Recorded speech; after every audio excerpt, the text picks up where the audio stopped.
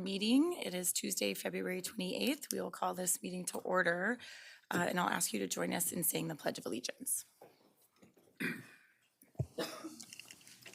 Pledge allegiance to the flag of the United States of America and to the republic for which it stands, one nation, under God, indivisible, with liberty and justice for all. Thank you very much. I will look for approval of the agenda.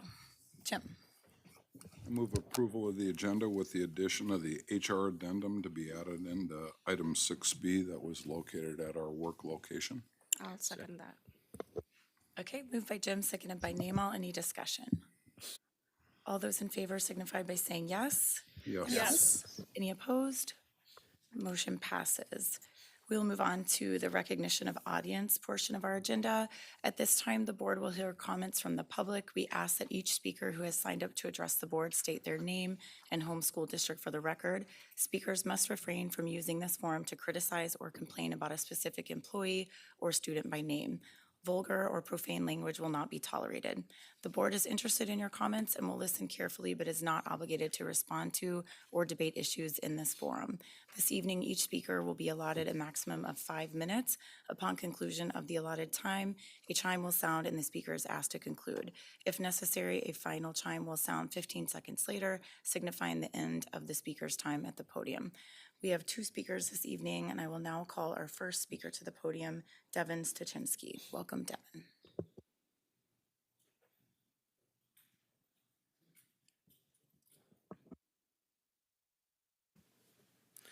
Devin Stachinsky, HMR. Well, I hope you all had a nice Valentine's Day. Me and my wife did. Just a couple things tonight. Memo 87, which you'll get to in your consent agenda for the BSRs. I have a couple of thoughts about the comments made by the board members who actually filled it out. I see only 6 and not all 9 of you. The possible changes presented by Greg, I agree, 100%. Although I will suggest maybe adding a little more clarity into some of those when you change words to public. Stakeholders will define too, but you know, it is what it is. Naomal, I like what you said here about trying to get the superintendent to earn people's trust and increasing communication.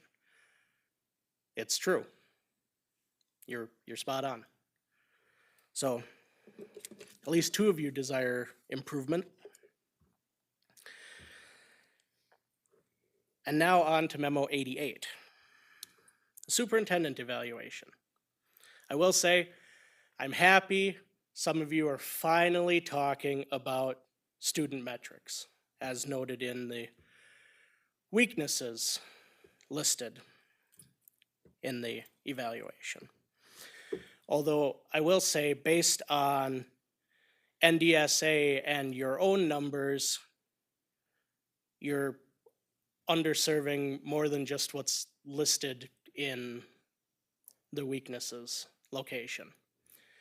If you look at the numbers for kids on IEPs or kids that are on the free reduced lunch, they're equally as in trouble. Although everything's been trending downward, but I've been saying that to you guys now for a year, that they've been trending down for better part of a decade, but the last half decade for sure. I also have some questions based on your strengths, which contradict some of the weaknesses. But if I got a performance review that said, desires to move the needle forward, what does that even mean? Anyone who's actually serious in a performance review wouldn't put something that's just means literally nothing, has no defining value. good speaker. Yeah, I have no doubt in my mind that he's good at communicating, but at least expand upon it. So we as the public know where there is acceleration and where there is lacking. Also, promotes the learning and growth of all students and success of all staff through effective partnerships with families, communities, and other stakeholders that support the mission of the Fargo Public Schools. I don't think so, just based on the metrics. I have a copy of them here, printed from NDSA today, if you'd like them, for math, reading, science, all of them trending downward. Although we're getting a slight bounce from some groups of kids, but it's still not looking great. I don't expect anything to come of this. You seem to not really care what I have to say, but yeah, that's all. Because I've repeated myself many times on the metrics. Thank you, Devin. Our second speaker this evening is Matt Kozak. Welcome.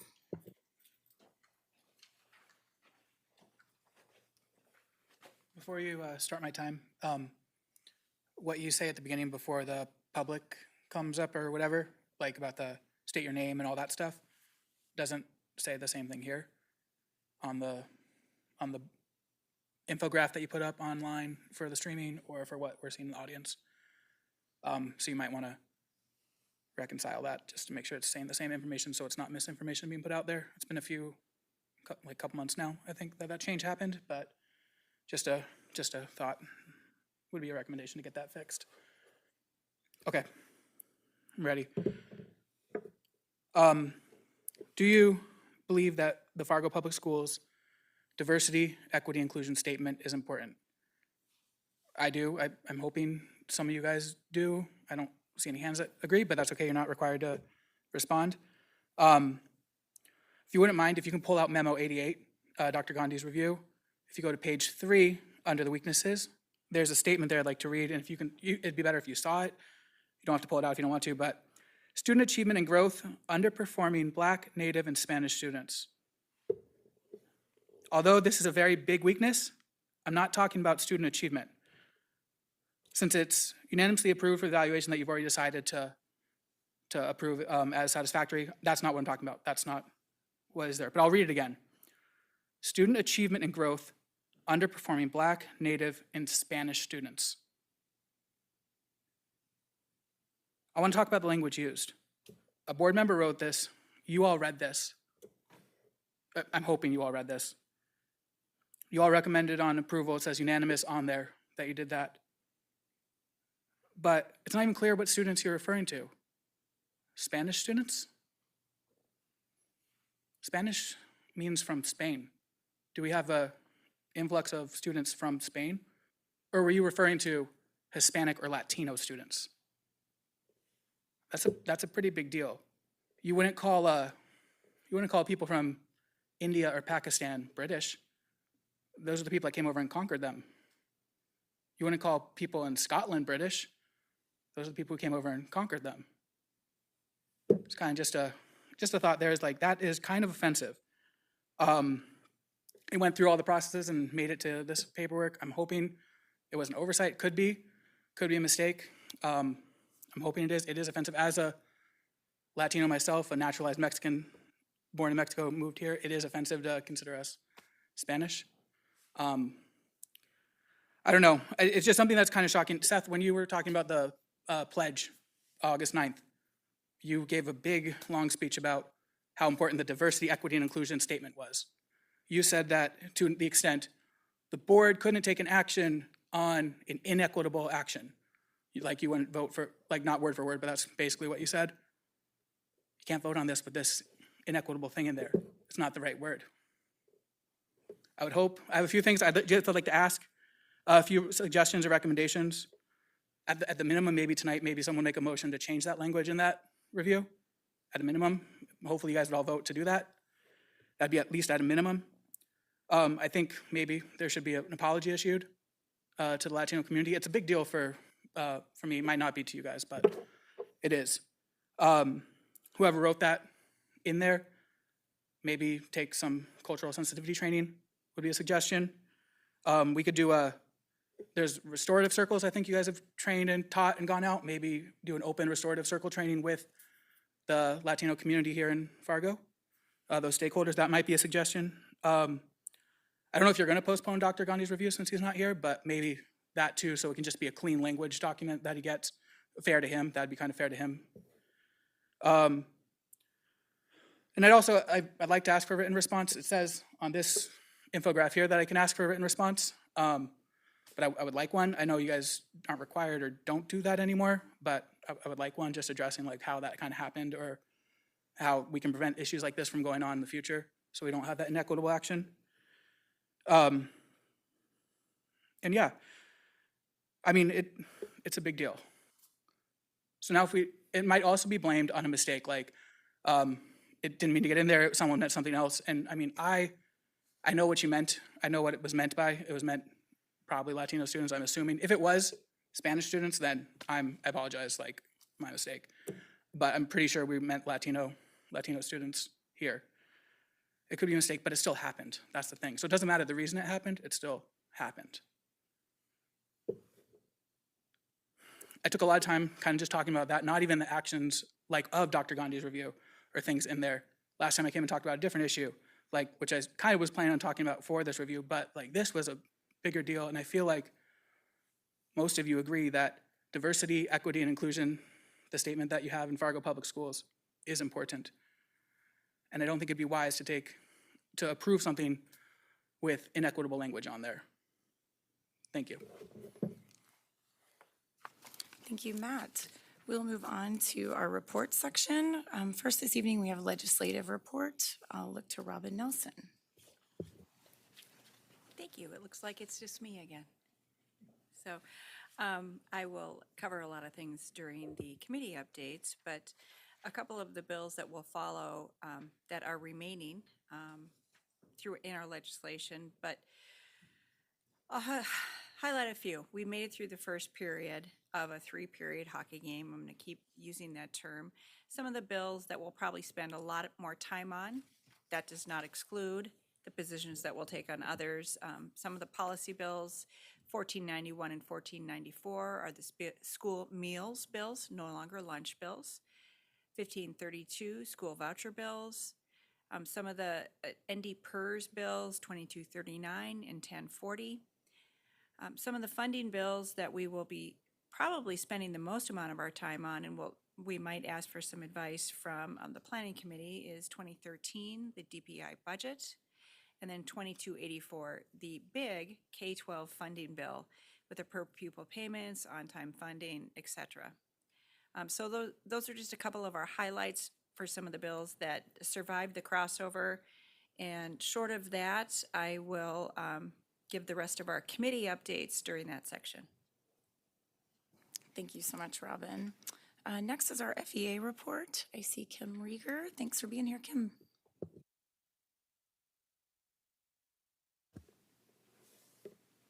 Good evening.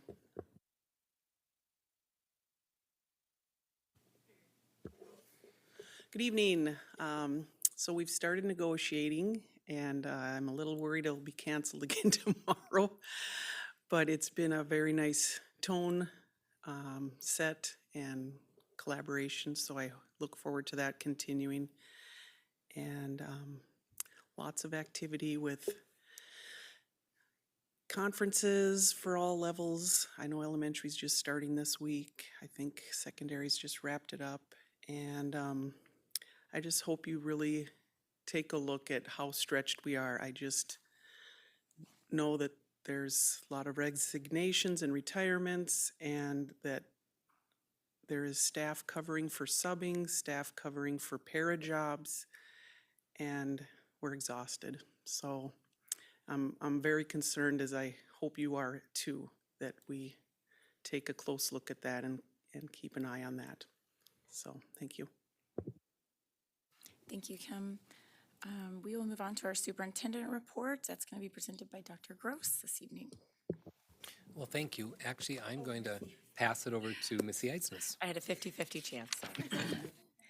So we really are monitoring the weather tonight as we look to tomorrow, but we are having an e-learning day if we would have to make a weather call. So just a little update, Anne Marie has assisted us in sending out messaging to families today, to teachers today as we go forward, and our principals have been working with their staff to practice what kids are going to need to do at home. So we ask that all devices went home tonight if that would happen. If any parent is wondering, our website is updated for school cancellations with a remote learning section. And on there is a link, and Anne Marie can correct me if I'm wrong, that does show our whole schedule. So if you're in elementary, middle, or high school, what the day would look like. So if you have any questions, Bob and I'd be happy to answer those. Excellent. Thank you so much. With that, I'll look for approval of the consent agenda. Jim? I move adoption of the consent agenda with the addition of the HR addendum. Second. Seconded by Seth. Any discussion? Okay, all those in favor signify by saying yes. Yes. Yes. Any opposed? Motion passes. We will move on to our business section. Tonight, first up is our superintendent evaluation. So I did, the memo is here's member number 88 from me. Per North Dakota Century Code, we are requires the school district to conduct an evaluation of the superintendent performance on or before March 15th of every year. And our board policy, BSR 5, outlines the process for monitoring the superintendent's job performance. It requires the evaluation document for the superintendent to be comprised of summaries and the conclusions of the board as a whole. So I'm happy to speak to this process a little bit, as it was brought up this evening. Pretty much what I do, very few of these are my own original words. I receive 9 individual summary or evaluations from you all, and I try to create this document, hence the bullet points, because I honestly just copy and paste a lot of what you say, little snippets of what you said. So specifically, I think one of the things under the weaknesses that was brought up, that was copy and pasted from a board member. I don't know if that board member wants to speak about that tonight or not, but anyway, I can understand the confusion, but I don't change grammatics. I Okay, would like to speak on that. well, sorry, I'll just introduce, I just wanted to say a little bit how the process works. So these are all of our words and all of our thoughts compiled together. So with that, yes, Jim, Go ahead, Rob. or Robin. I make a motion that the board approve the annual evaluation of the superintendent indicating satisfactory performance and to place a copy of the report in the superintendent's personnel file. And I would thank you, President Newman, for compiling accurate statements from each board member. Thank you. Second. Okay, so motion by Robin and seconded by Jim. Any discussion? Name all? I would like to amend on student achievement growth, underperformance as Blacks and Spanish student speaker. That is a error. I would take full responsibility for that. That was error. Usually I have 2 copy on my desk, so I end up sending one to Anna Marie. And when I look at mine, so that's what it said, but it's not this one. But it's my fault because I sent it to you. So I didn't look at the one that I actually look over to make sure that that is the correct one, because usually if I did something like this, I have 2 copy. The one that I correct and the one that is draft. So Just so we understand, you meant to say student achievement and growth underperforming Black, Native, and Spanish speaking students? students, yes. Okay, not Latino or Hispanic, No, just Spanish no. speaking. Okay, I just wanted to correct that. yeah, no, So thank you. that's what it should say in there. So are you wanting to make an amendment to change that. change page 3 to add speaking in between Spanish and students? Second. Okay, so now we have a motion on the floor by name all, seconded by Seth. Any discussion, further discussion on that? And I don't want anyone to feel like, they're being disrespected or anything like that. So it's good when you make a mistake, so you make sure that you explain exactly what happened, and that's exactly what happened. So I usually have two, and one of them is draft, one of them is the correct one that I send to Anna Marie. So I picked that other one. I thought it was the correct one. I just want to apologize to anybody who feel like is diversity and equity has been um,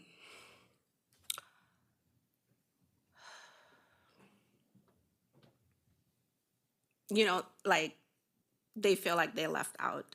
I will never do that. So I think that I'm one of the strongest one about diversity, because diversity run into my core, and I don't want nobody to feel left out. I just want to say, I just wanted to make sure that they understand that it's not what it meant. Thank you. Thank you, Nemo. Any other comments or regarding the amendment, motion to amend? Okay, if not, Emery, we can call the roll. Clark, Yes. Day, Yes. Holden, Yes. Johnson, Yes. Nelson, Yes. Berkland, Yes. Christensen, Yes. Newman. Yes, motion passes. So that'll bring us back to the original motion, which is to approve the annual evaluation of our superintendent. Any further discussion or comments from board members regarding Memo 88? Seeing none, we will have you call the roll. Day, Yes. Holden, Yes. Johnson, Yes. Nelson, Yes. Berkland, Yes. Christensen, Yes. Clark, Yes. Newman. Yes, motion passes. Thank you. We'll move on to item B under business, which is the 589 building architect approval. This is on your desk as memo number 89. And I see we have James Hand in the audience. Maybe I'll look to him, or I believe Jackie's joining us virtually. The two of you maybe to present this. Thank you for being here. How about that? Sweet. So basically, Memo 89 is authorizing the selection of our architect for what we're referring to as the 589 campus, which will temporarily serve as a 5th, 8th, and 9th grade school, and then will transition into a middle school eventually. So we, I don't know how much detail you'd like as far as the process, but essentially we advertised an RFQ for architecture, 5 proposals. We had a selection committee evaluate and score those proposals and narrow down to a 3 firm shortlist. We interviewed 3 firms. We finalized our scoring after the interviews, and we landed on YHR BWBR as a partnership that ended up with the highest scores. So that's who we have selected. And we have a draft contract from them, but we're just looking to get the board approval to formally enter negotiations with the architect firm. Excellent, thank you. Jim? I'd like to make a motion that we authorize. Oh, Mike. I'd like to make a motion that we authorize administration to enter into a contractual agreement for architect services with YHR Partners for a 5.45% to 5.85% fee for design of the 589 campus project, which will ultimately be a middle school. Second. Okay, motion by Jim, seconded by Seth. Any discussion? Robin? I feel obligated to, I don't think this is a conflict of interest by North Dakota Century Code, but I would say that I have a immediate family member that is employed by BWBR. I feel it is important for transparency purposes that I disclose that. However, I do not feel that falls within North Dakota Century Code's conflict of interest. Thank you for letting us know. Jim? Yeah, James, I have a very important question because there's something not in the memo that I need to know. Yeah. If it's 5.45% to 5.85, depending upon the project overall scope, so I'm going to say 5.45. I'd love for you to find out how to do this under 50 million, but let's go to the high side. What were the other proposals in terms of what they wanted for a percentage on the project, in particular of the other three finalists that you interviewed? That's a great question. And so there was, we had a little bit of a range, but everything was within a percent or so as far as the difference. So what we did, since we don't know the project value yet, what we did is we requested each firm supply the same table that shows, from this value, I believe we've got 50 to 60 million, 60 million and up to 50 million. And the ranges, I think the low was around 5.5, maybe 5.25. The high was in the 6%. So the range was fairly consistent. And I would say that this was on the lower end of the range that we received. One thing that you bring up as far as the budget goes that may be worth bringing up in particular, as we have examined the budgets, there was a study done in about 2020. I believe December of 2020 is when it completed regarding this project. Things have changed a bit since then, and the numbers that were used at that time were in the 50 to 60 million. Given the last 3 years inflation, and as we start working through design and identifying the proper square footage, which is right now tracking pretty similar to that study, we'll have a better idea this spring once we actually get a schematic design and start putting budget numbers to it. But I feel it's worth mentioning that that value could be anywhere up to, it be in the 70 to 80 million potentially, just wanting to put realistic numbers out there at this point so that when the time comes, it's not a surprise to anyone. Which, if anything, as far as the architect fee, if that were to change that at all, it should, in theory, lower it, because the larger the value of a project, usually those fees go down a bit. So it is potential, there is potential that it would actually be below that 5.45 if the budget did escalate over the, I would say that 5.45 would be safe up to 70 million, but if it gets above there, then we would potentially move it down, negotiate it down. Thank you for that. Greg? So you're saying there is potential that the fee could be lower than 5.45? Potentially, yes. If the budget did escalate, I shouldn't say escalate, if the actual budget is over, say, 70 million, I would say that'd be the trigger to have a discussion with the architect about potentially lowering the fee. Sure. I don't know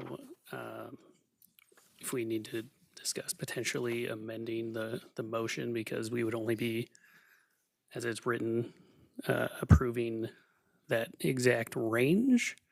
So I don't know if if the budget does go up, if we need to reauthorize, bring more board action in order to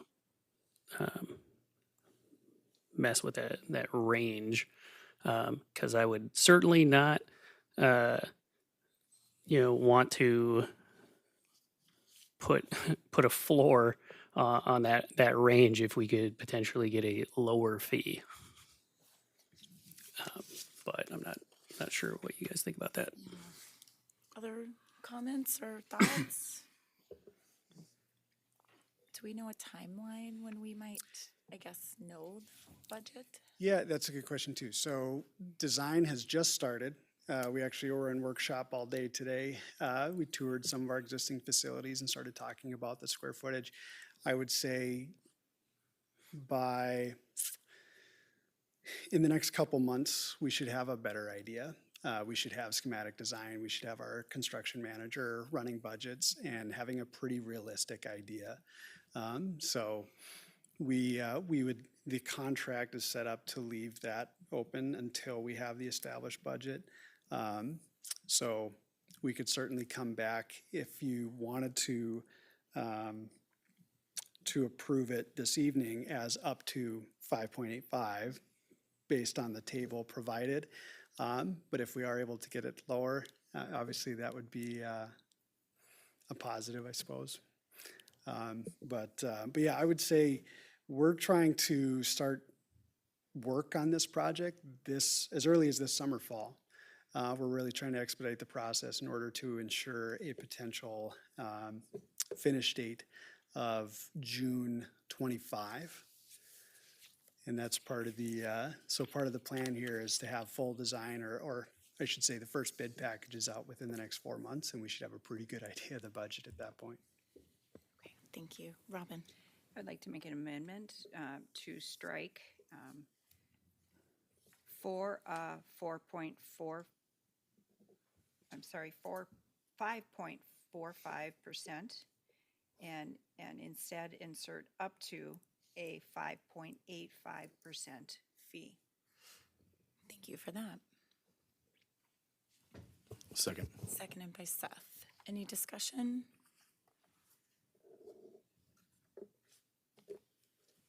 Okay, Anne Marie, I'll have you call the roll. We're voting on the amendment. Holden, Yes. Johnson? Yes. Nelson, Yes. Berglund, Yes. Christensen, Yes. Clark, Yes. Day, Yes. Newman, Excuse me, yes, so motion passes. So that brings us back to the original motion on the floor to authorize administration to enter this agreement. Any further discussion regarding that? Greg? I had a question about I guess the rubric. I guess first question is, the higher the number, the better, correct? Correct. Okay, all right. So I noticed that everybody except YHR has a 15 when it comes to the current and projected workloads part of the rubric. And then YHR is, if I'm reading correctly, half as good on their current and projected workloads. And if we're potentially looking to fast track this, or kind of get it something that we have identified as a pretty large priority, how concerned are we that can happen in the timeline if this is kind of their weak point? Yeah, so that also a good point, but this is actually a typo. That should be location. Apologies, that's my fault there. So location is based on very specific, and it's where you're headquartered and where your offices are. So if you have an office headquartered in North Dakota, you would get 15 points. If you have an office in North Dakota, but your headquarters is elsewhere, you'd get up to 7.5. And if you didn't have an office, you'd get 0. So that is actually current projected and workloads. What is labeled as YHR having 15 should actually be location. And let me just double check here. Where location is should be current and projected workload. So those two labels are flipped. Well, that works great for our timeline then, because Yes. now they're the highest score. Yes, that was a part of the consideration with YHR was the ability to get working on this right away and their approach to attacking the project and getting things going. So yes, that was a benefit. Apologies for that. As Bob Ross would say, a happy little accident. That's good news. Okay, so are all board members clear on that? Do we need to make an amendment, or we're all clear that those are flipped? Melissa, did you have I a would question? feel a little better if we amended it just because it's going to be publicly available. So I Okay. guess I would move to amend. or point of order, you can't necessarily amend the memo. You have a motion on the floor to approve a specific Yeah. action. The motion on the floor has nothing to do with the data in the block here. So, yeah, I mean, really, we don't need a motion to try and redo a memo, because our motion has nothing to do with that data. I can reflect in the minutes the inaccuracy and the correct in your minutes if you wish. I think, Would the that- memo is just for us, presenting us the information, but it's not really what we're approving. And the final scores are correct. It is just those two labels, so apologies for that. I appreciate the diligence. Okay, any other discussion? Questions? Okay, I think we're good. Anne Marie? Holden, Yes. Johnson, Yes. Nelson, Yes. Berkland, Yes. Christensen, Yes. Clark, Yes. Day, Yes. Newman. Yes, motion passes. We'll move on to item 7C, which is 589 Building Construction Manager at-risk approval. This comes to us in memo number 90. I'll probably also look to you, James. Yeah, and I just compared the labels on this table to my other notes, and they look good to go, so we hopefully won't find another typo on this one. But so construction manager at risk proposals were received on February 9th. We followed a similar procedure, although the procedure for selecting a construction manager at risk is very well outlined in Century Code as far as the requirements and who's on the selection committee in that process. So we were very diligent in following those rules and procedures.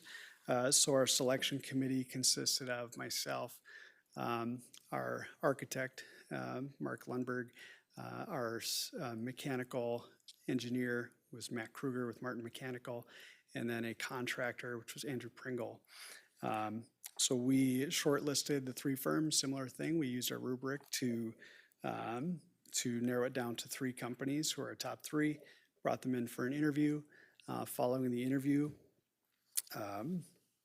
finalized our scores, and construction engineers was our high score after interviews.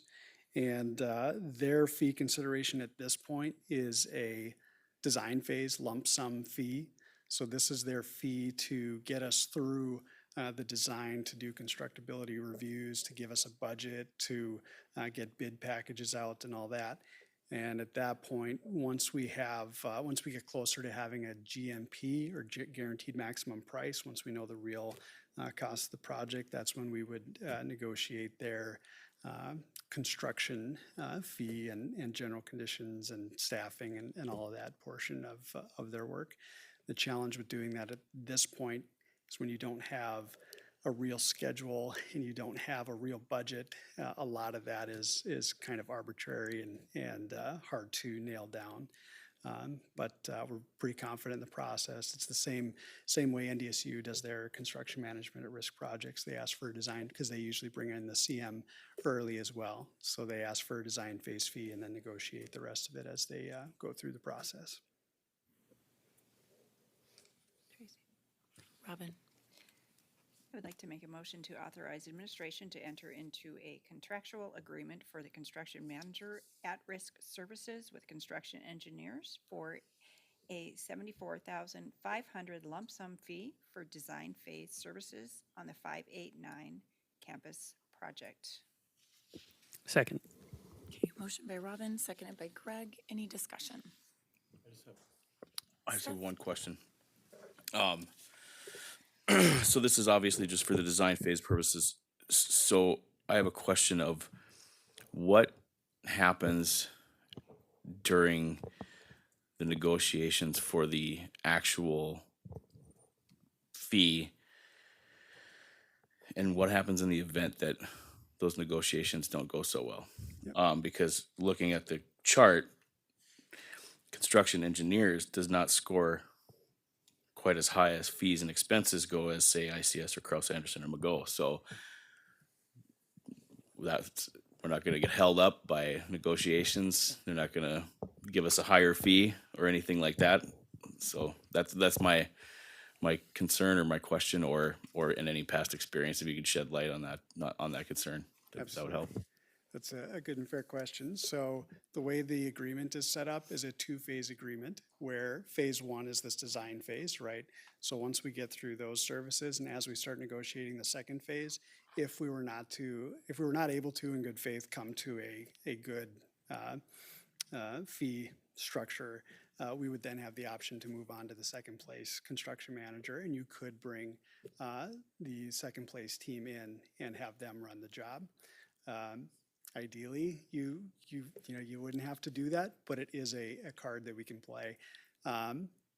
with my experience and leaning on the experience of other public entities who work with construction managers, I'm very confident that we can, that we know what we're getting into and that we know how to come to a fair number based on the total project value and schedule, and making sure that we have the right amount of staff on a project, because that's a big part of the cost, that the profit and overhead fee is reasonable and all that. So that when it comes to that, that's how we'd start to work with those numbers and when we would. And if we couldn't, if we felt like we were, you know, not getting fair numbers, we would just move on to the next contractor. I guess maybe another follow-up question. Maybe I could have asked this in a more positive, maybe I could have asked this question and it would have been a little more positive. That's 74.5 that we're paying for. Yeah. That gives us that design. So- Right? Since we're paying for that service, all that information that comes, we don't have to do that again. We own Yes. that. Oh, yeah, Okay. absolutely. Yep. So we would not duplicate services or fee if the worst were to happen and we were to change at some point in the process. That's correct, because we would say they got to the point where they're developing bid packages and putting all that out and putting it out to bid. Yes, we would have all that. We'd have all their estimates that they put together, all that.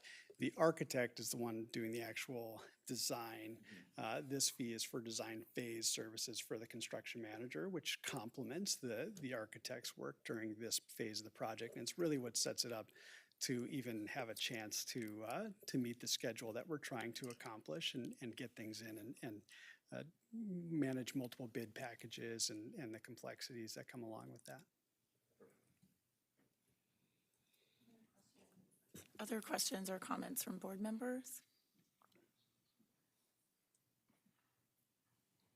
James, thank you so much for your expertise and for helping this make sense to us. Thank you. You're welcome. Anne Marie, I'll have you call the roll. Johnson, Yeah. Yes. Nelson, Yes. Berkland, Yes. Christensen, Yes. Clark, Yes. Day, Yes. Holden, Yes. Newman. Yes, motion passes. That brings us to our final item under business, 7D, amendment to exchange agreement. I believe this is just another time issue, but I'll look to Tara. Yeah, I would take this opportunity just to provide the board an overview of where we are and kind of level set about your expectations in the future as we move through this purchase agreement.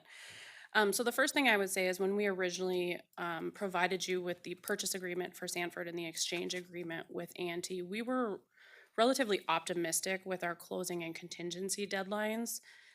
Based on what's required, because we've essentially bought dirt and now that dirt needs to be surveyed and plotted and annexed through the city of Fargo, our timelines are quite extended.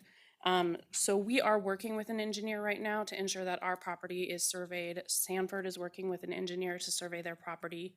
And we are just trying to get all of our things, our ducks in a row, and essentially ensure that all of the contingencies can be met. So where we are right now is we're essentially extending the exchange agreement to allow us time to complete those contingencies at a later date. What I will note is that James, myself, and Jackie will be meeting with the parties to these agreements in March. Our intent at that meeting is to determine what our final closing date is.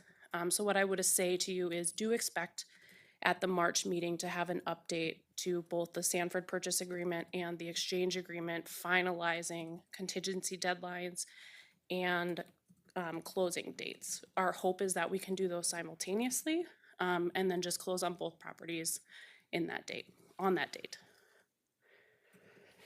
Thank you, Tara. Robin? I would make a motion to authorize the execution of the Second Amendment to Exchange Agreement with A&T. Second. Okay, moved by Robin, seconded by Seth. Any discussion or questions? We're all good? We've done this before? Okay, good. Anne Marie, I'll have you call the roll, please. Nelson, Yes. Berkland, Yes. Christensen, Yes. Clark, Yes. Day, Yes. Holden, Yes.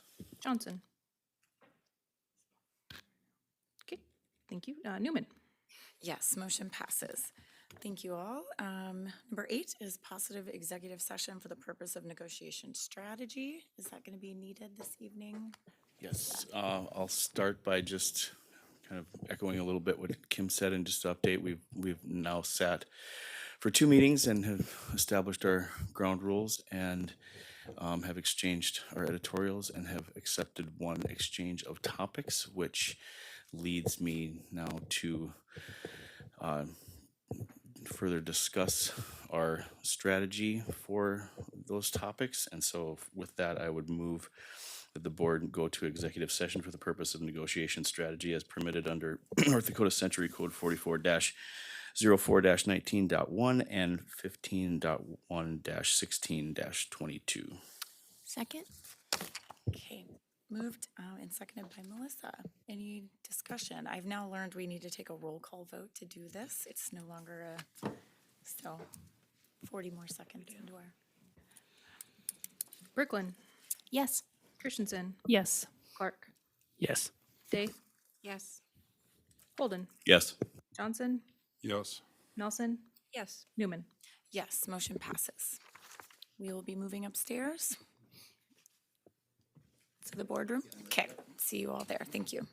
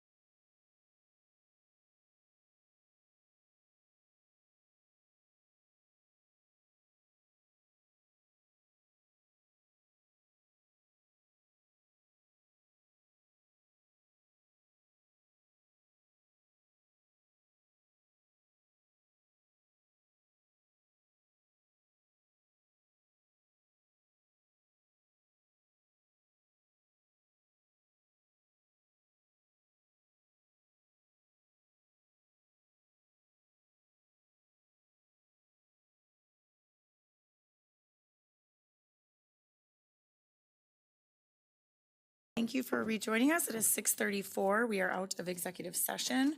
This will move us on to our board reports section. We will start tonight with committee liaison and correspondence reports.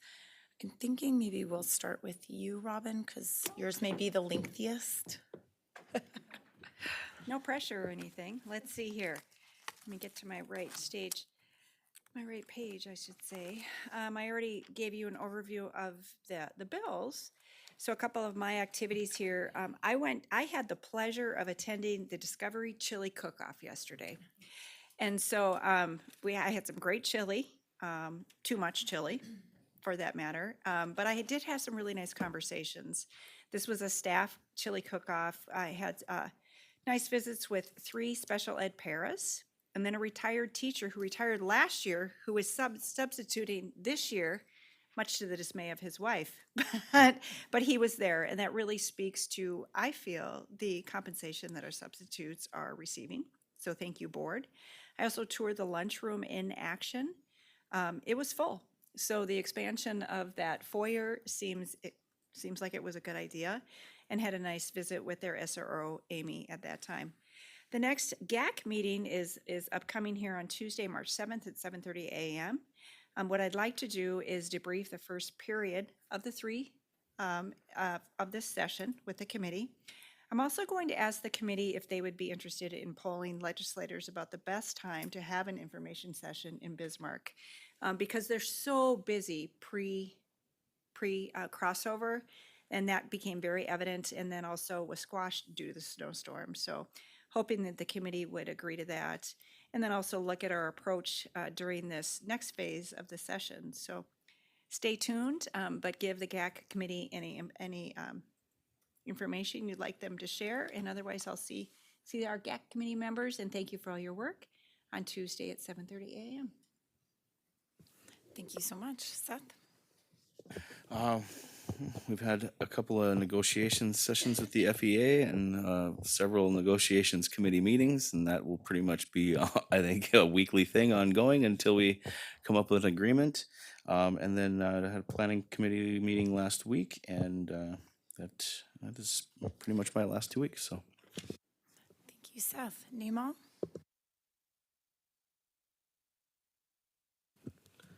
I was able to go to PTA at the Horace Mann Middle School. The interesting part about that is when I first came to United States in 1995, that's actually the school that I attend, but not here, but San Diego. So that was fun. I was able to just attend the planning committee that we normally do, and then GAC committees. So I didn't overload you guys this time around. Thank you. Melissa?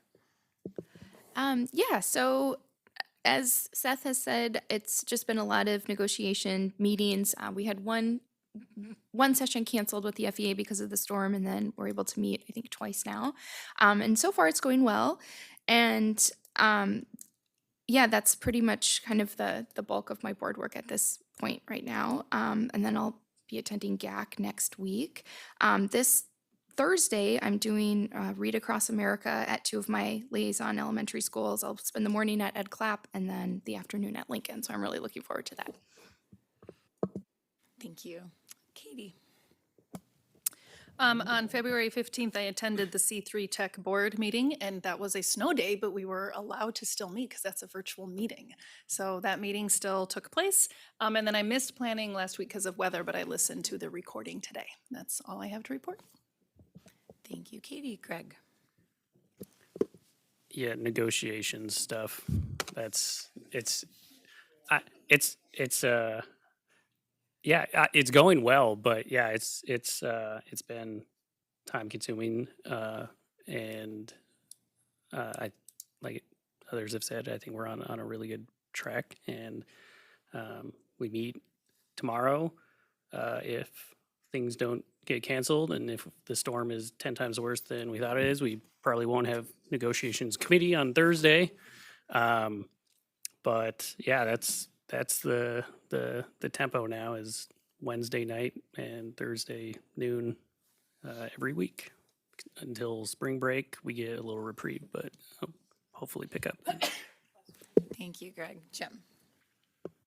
Well, just a reminder for all the new board members that were in attendance at the orientation session. I think I explained to you that it was going to be more than just 2 Tuesday nights per month.